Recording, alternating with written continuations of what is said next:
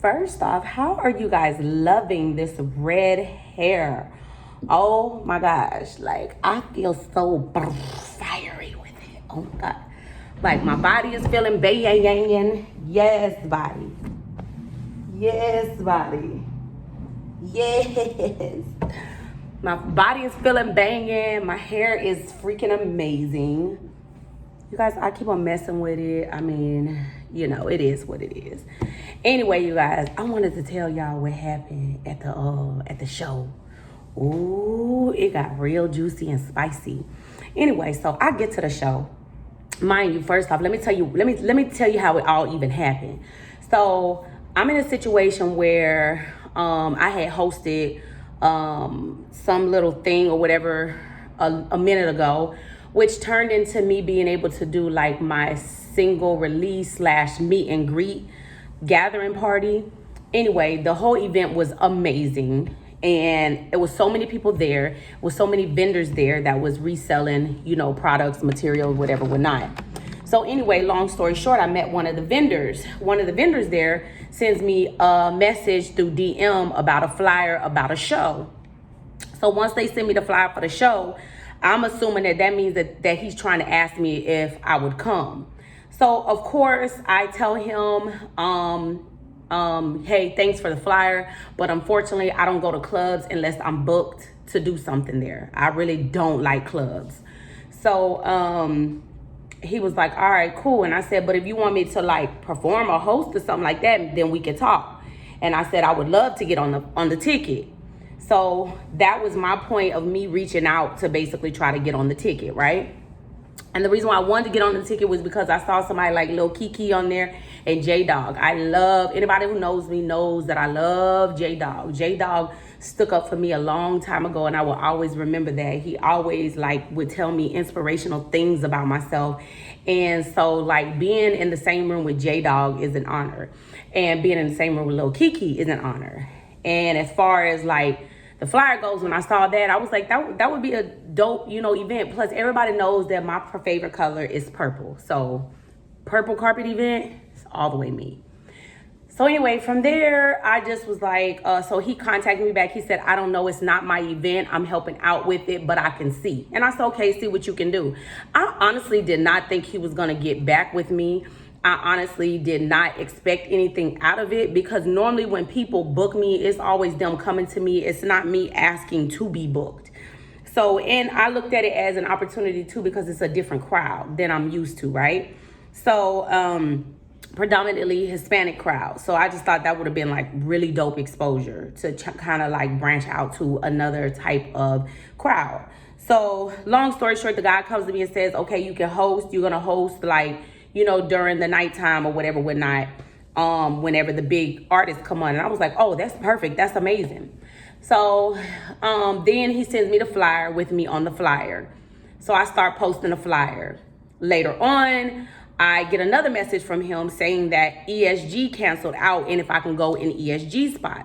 And I said, yes, as long as I'm going in a position where there is people in the crowd. I don't want to perform where there was nobody there, because it's last minute for me and I have not been able to advertise that I am performing. So I was kind of sketchy about saying yes to that. Plus I get paid to perform. And whenever I perform, it's like a whole big shenanigan gig. It's not like me just trying to get in where I could fit in. And this is how this kind of felt. So, reluctantly, I accepted the offer, and with no pay, because I looked at it as exposure. And some things, when I'm looking at some things as exposure, I don't really look for a pay out of it, because I know that the exposure is going to be, priceless. So long story short, I get to the venue. I tell my DJ that, we have to perform. Now, anybody who knows, number one, artists is not going to show up by themselves. Number two, most artists that are professional, they have their own DJ or, they have their music together. In my case, I had my own DJ. I did not explain to him that my music was coming with my DJ. He said, bring your music or send your music to the person that is DJing, which was Nightcap. Nightcap is a DJ that I had already previously reached out to and asked him to DJ for me. And he said he couldn't because he had another function to go to. In that moment, I was thinking to myself, Nightcap didn't even mention anything about me performing, almost like I'm thinking he just didn't know or didn't want to acknowledge that I was performing, which was kind of strange at the time. But I'm going to get back to you. I'm going to catch you back up on that part, the reason why he didn't know. So then from there, I just say, okay, so I contact my DJ Callie and I tell Callie, no, Callie contacts me and says she's going to be in town and she could DJ. So I say, okay, boom. She said, plus Nightcap is DJing that night. And I was like, yeah, I know. I never said anything about anything at that point. So she says, I'm going to get with Nightcap, and whenever it's time for you to perform, I'm just going to take over in that moment, which this is something they always do. This is not anything less complicated. As long as you have your laptop, or like, let's say in Nightcap's case, Nightcap has my music in his laptop. So all Callie has to do is put her body in front of his laptop, which is not nothing hard. It's not going to change your show. It's not going to mess your show up. And plus, it's me performing. It's my show. So anyway, we get to the venue. As we get to the venue, like, my DJ says she needs to use the restroom. I say, okay, well, I need to put my shoes on, go in there and gauge it and tell me how you think it looks, what the inside is looking like, because I don't want to perform and nobody is there, because that's just not, like, I'm past that in life and I've already done that. I've done many free shows and I've done many shows where people have not been there before when I was younger. And right now I'm at the stage in my life where if it has to make sense. Okay, so I don't do shows if it doesn't make sense.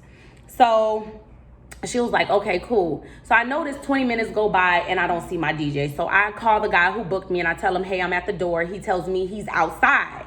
So boom, I'm like, okay, cool. Let's go. Let's go inside. I need to find my DJ. He tells me, your DJ like got into it with the lady that's over the spot, over the thing. Now, mind you, I don't know who's over it. All I know is the guy, I could tell the guy was like, you know, just trying to get me in or whatever. I could tell that he wasn't over it, even though he didn't say whether he was or wasn't, but he did give me the demeanor that it wasn't his event, but he was like helping out with it.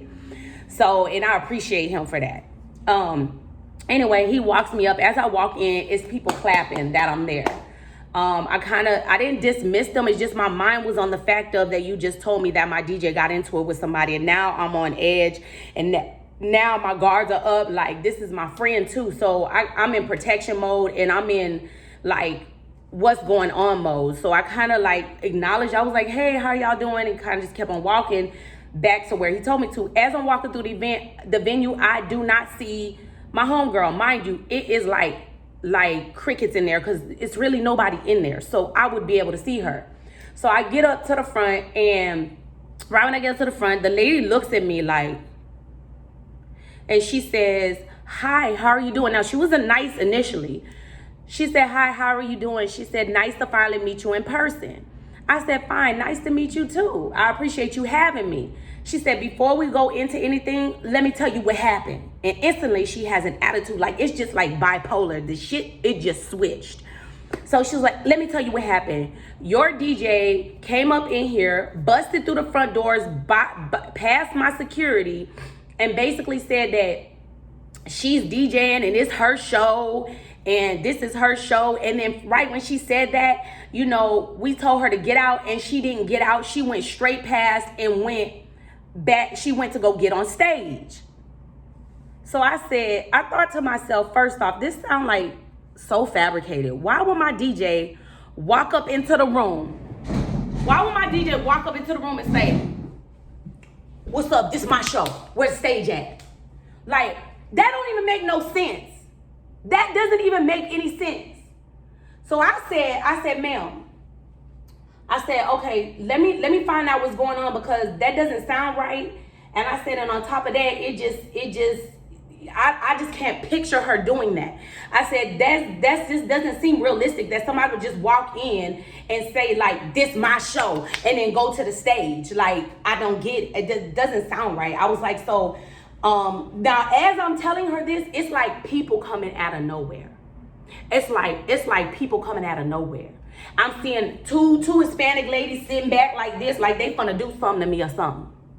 I'm thinking to myself, y'all don't understand who y'all dealing with. So then after that, she going out, she doing all this to me, all this, and stop, let me talk. You need to be quiet. Like very disrespectful. So I'm telling her, in a respectful manner, I say, ma'am, if you calm down, I could tell you what is going on. I could tell you, I'm trying to figure out her side of the story. I'm trying to figure out your side of the story. I said, but if you was disrespectful like this while you was talking to her, I'm sure that was one of the reasons why she disrespected you. Because she was telling me, oh, your DJ was disrespectful, da da da da. And I said, ma'am, you're being disrespectful to me right now, and I'm not being disrespectful to you. She was like, but you're on the phone. You're on the phone talking. You're on the phone talking. Now, mind you, I wasn't on the phone talking. I had dialed Callie's number, and I said, hey, Callie, hold on. And I let Callie listen to what was going on so that I could figure out what was going on between the two. So she got so mad that I was on the phone. She was like, she's on the phone talking right now. I didn't say you could get on the phone. Like, who are you to say whether I can or can't get on the phone? So I said, you can't tell me if I can get on the phone or not. I was like, I'm trying to figure out what's going on. She said, yeah, but you're being rude because you're on the phone. Now, mind you, while this is going on, she done called out 5, 10, 15 people, but I can't call one person. You think I'm gonna be standing there while it's about 1, 2, 3, 4, 5, 6, 7 people surrounding me like a circle, or should I say like a moon, because the door was right there. So it was like a moon, like a big old yellow brown moon circling me, basically.